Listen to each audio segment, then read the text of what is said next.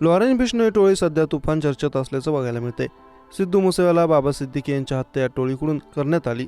बॉलिवूड अभिनेता सलमान खान याला देखील सतत जीवे मारण्याची धमकी या टोळीकडून दिली जाते। फक्त इतकंच नाही तर सलमान खानच्या घरावर गोळीबार करण्यात आला। लॉरेन्स बिश्नोई हा जरी जेलमध्ये असला तरीही त्याचा छोटा भाऊ अनमोल बिश्नोई याच्याकडून विदेशात बसून भारतात गुन्हेगारी घडवली जात होती। लॉरेन्स बिश्नोई टोळीला मोठा धक्का बसला असून अनमोल याला अमेरिकेतून ताब्यात घेण्यात आलं। बाबा सिद्दीकी आणि इतर 18पेक्षा अधिक गुन्ह्यात तो फरार आहे।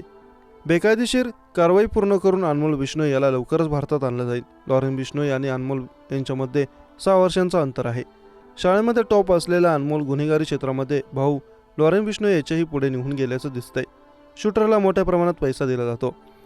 लॉरेन्स बिश्नोई टोळीकडे 700 शूटर असल्याचं सांगितलं जातं। लॉरेन्स बिश्नोई जेलमध्ये आहे। अनमोल पूर्ण टोळी सांभाळत होता। राजस्थानमधील माउंट आबू येथील शाळेत अनमोल शिक्षण घेत होता। अभ्यासामध्ये तो टॉपर होता। हेच नाही तर तो शाळेत बॉक्सिंग चॅम्पियन होता। भाऊ लॉरेन्स बिश्नोई गुन्हेगारी क्षेत्रात उतरल्यानंतर त्याच्या पाठोपाठ अनमोलही सक्रिय झाला। सिद्धू मुसेवाला यांच्या हत्येनंतर अनमोल याने सोशल मीडियावर एक पोस्ट शेअर करत हत्येची जबाबदारी स्वीकारली होती। त्यानंतर आता बाबा सिद्दीकी हत्या प्रकरणातही त्याचे नाव पुढे आले होते।